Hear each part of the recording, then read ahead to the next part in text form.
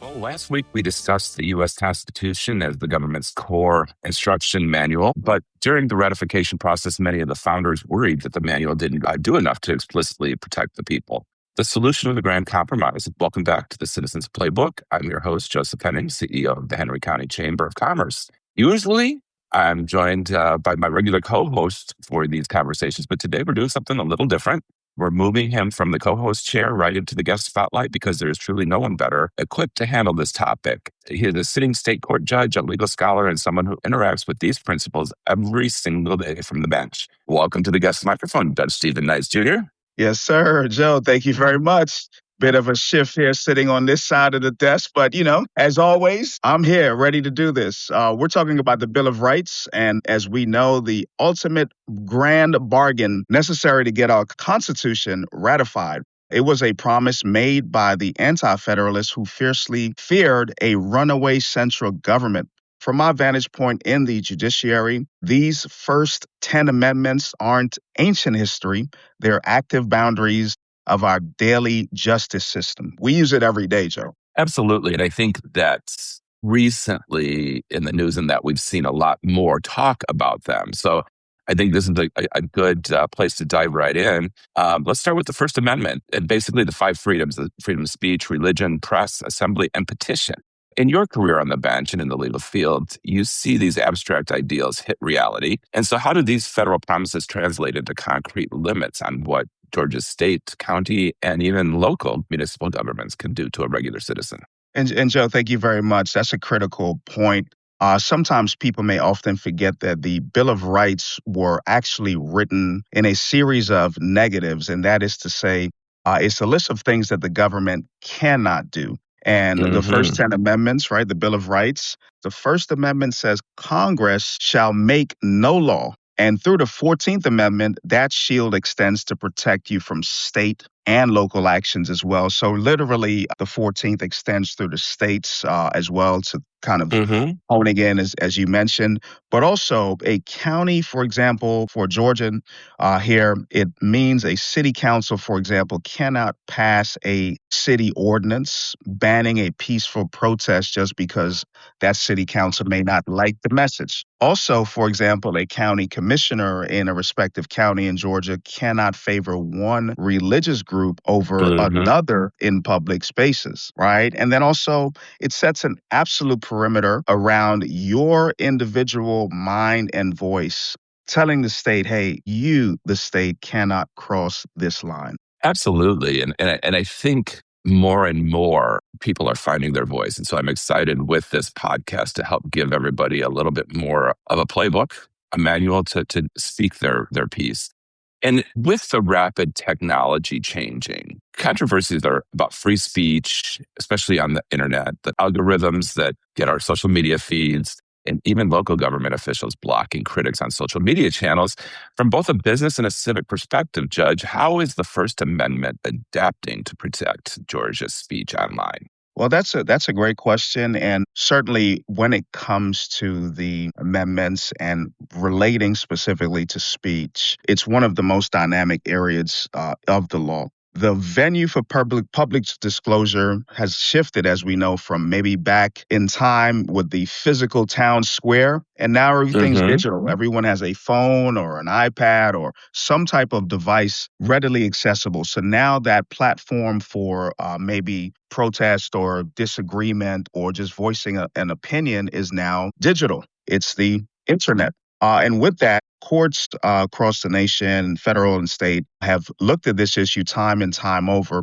For example, when a government official creates a public post on a social media page, for example, to discuss official business, interact with constituents, or announce policy, that digital space has now become a designated public forum. So it's kind of like a town hall, but online. So it's a public forum. So that means the official can't legally delete comments or maybe block users simply because they express critical or dissenting viewpoints. That's going to happen, much like in a physical town hall. Someone may not agree or someone may agree. So it's the same thing. So viewpoint discrimination by the government is unconstitutional. And whether it happens on a sidewalk outside or the public square, as we mentioned, outside of a Hmm. courthouse, for example, or the comments come from a Facebook or other social media or internet feed. Interesting. Let's pivot to a set of amendments that are absolutely foundational to the day-to-day operations of our courtrooms, but are often heavily misunderstood by the public. And those would be amendments 4, 5, 6, and 8. So let's start with the Fourth Amendment and their protection against unreasonable searches and seizures. In a practical sense, how does this shield function when a regular citizen interacts with law enforcement on a Georgia street or inside their own home? And that's a great point, Joe. And just to bring it back home, you mentioned your excitement about this podcast. I'm excited about it too. And this is one of my areas. This is how relative the Bill of Rights are, right? And the Fourth Amendment happens every day. So we have arraignments in court, and I have this video that I played that outlines someone's constitutional rights. And Hmm. the Fourth Amendment applies every day from, as you mentioned, the initial interaction with someone and a law enforcement officer. We'll get into those. The Fourth Amendment is quite literally your privacy shield. It dictates that a person, home, papers, and effects cannot be searched by the state, meaning law enforcement or any state or government actor, without probable cause, usually backed by a warrant signed by a judge, such as myself or another judge, usually a magistrate court judge, for example. So the example I was starting to give there on a Georgia street, it means that a law enforcement officer cannot just pull someone over, search their vehicle on a mere hunch. They must have articulable, reasonable suspicion to initially encounter someone with a one-on-one encounter. Some people may remember from high school, Terry versus Ohio. There's a case, seminal case, where there's a pat down or Hmm. outside of the body, pat down and search. That's articulable, reasonable suspicion. And I'll give a deeper example. An officer is patrolling a subdivision, for example, and they encounter someone wearing all black. It's 2 a.m. and they're Hmm. wandering around in the subdivision. Shortly after, there's a call that comes in and say, suspicious looking character walking around in subdivision. The officer encounters that person, for example, and then that person says, I live at 123 Main Street. There's no 123 Main Street.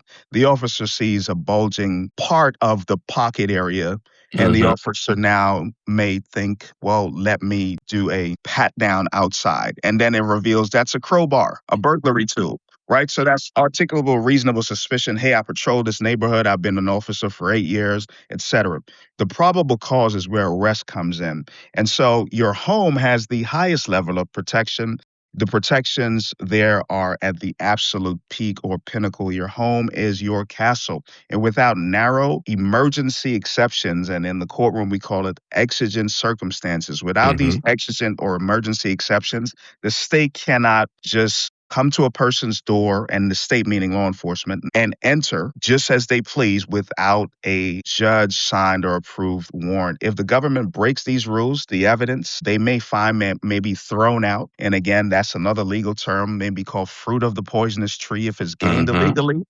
Whatever fruit was gained from that illegal search and seizure is thrown away, just like you would the bad apples in the bag from the grocery store. So these protections that the Fourth Amendment offers enforces operational discipline on the state, Joe. And I know that's a long answer, but I'm No, excited. no, no. I'm excited about this. No, I appreciate that because I think it's going right to the heart of it and throwing out that evidence. And I think a lot of times people mistakenly look at these safeguards and think they're just legal loopholes. Maybe to help the guilty people bypass the system. But as a judge, you protect the integrity of the process itself. And can you explain how the Fifth Amendment's guarantee of due process then and the Eighth Amendment's ban on cruel and unusual punishment exists fundamentally to preserve that human dignity and protect the innocent? But Joe, you're absolutely right. The system is fair for everyone. As a judge, I'm fair and impartial to both sides, and it has to be fair for everyone involved, both the person accused and, of course, to the state. Due process under the Fifth Amendment means the government cannot just slide into, put someone, for example, into a jail cell or seize someone's property through a hidden or arbitrary process. It guarantees a level playing field notice of charges, for example, the right to an open hearing, public and speedy trial, for example, as comes later Hmm. on, but also the right for a person to remain silent, right? That's the Fifth Amendment, no self incrimination. So a person can't be forced to incriminate themselves. And the right, of course, to a fair trial, as I mentioned before, an impartial jury of a fair cross section of the county the person resides in, of their peers in that county. Let me before we hit the Eighth Amendment, let me follow up on that Fifth Amendment and understanding, that everybody has the right to not self-incriminate. But what does that do to the legal process then for like charging and things like that? If it kind of slows down the process a bit, I would think. Well, it is perspective, right? And so that perspective may come from someone who may be the state, right? A law Hmm. enforcement officer, but the individual may not think so.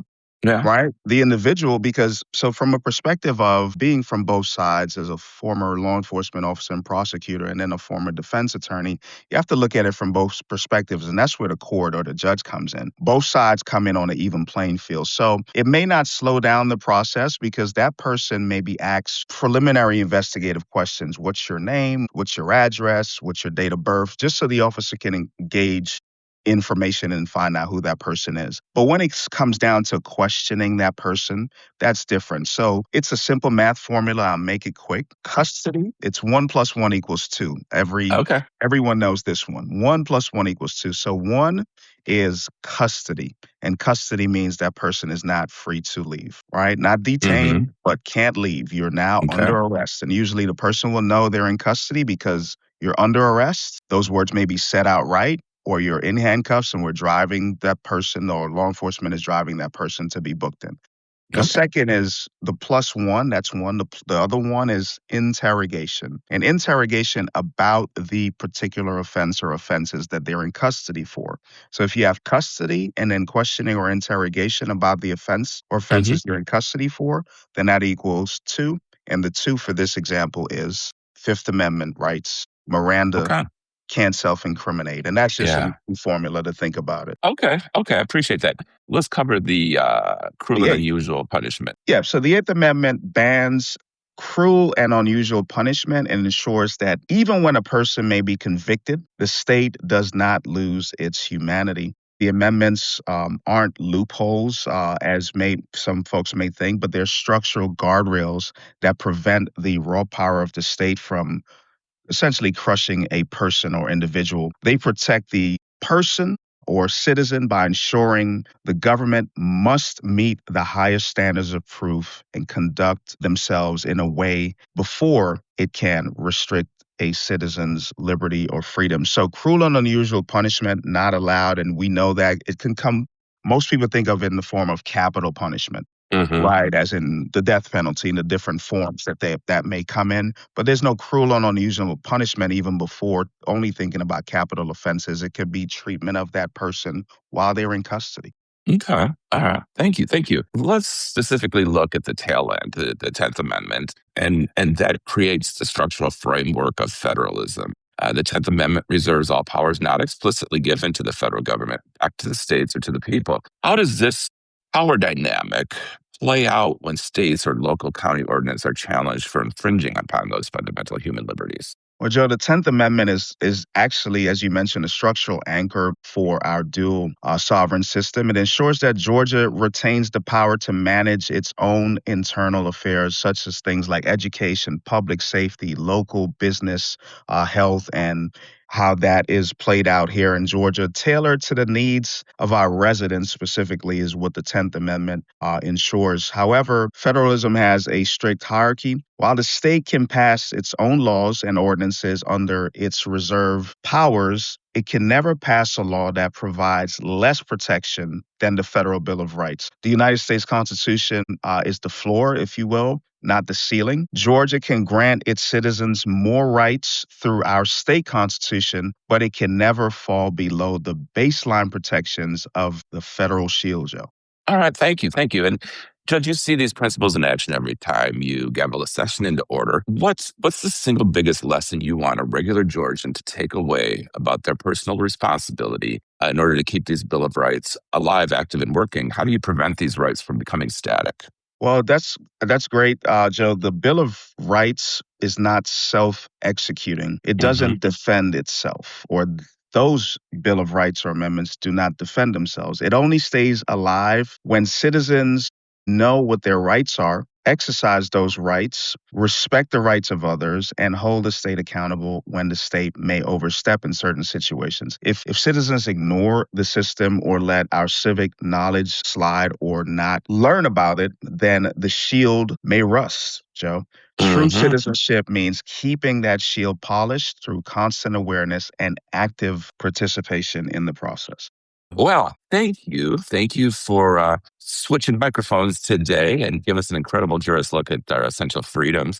I think that's a perfect note to come for the call to action in that. And so the key takeaway is unmistakable. It's a personal shield, but it has to be actively defended. This week, we want you, the listener, to pick just one of the first 10 amendments that interest you. Go to your favorite search engine and look up a recent news story or a court case from right here in Georgia that involves that specific amendment.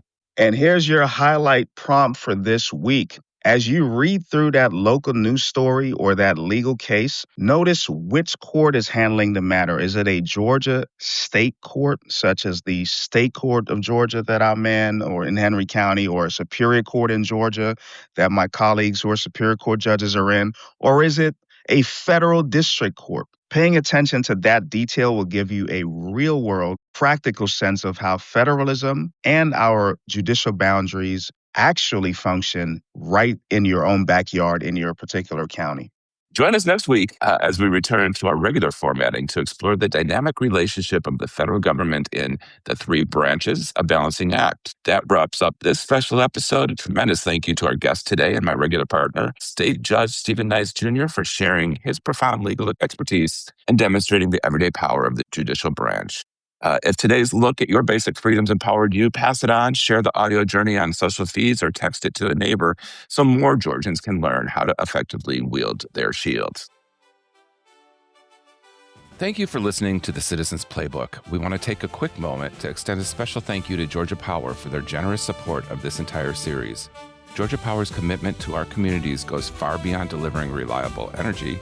They are actively investing in an informed, engaged, and empowered Georgia. Their partnership is what helps us bring these critical civic conversations right to your headphones. We are incredibly grateful for their support. The Citizens Playbook is hosted by Joseph Henning and State Judge Stephen Nice Jr., produced by Trinity Archer. This has been a Henry Chamber Media production, copyright 2026.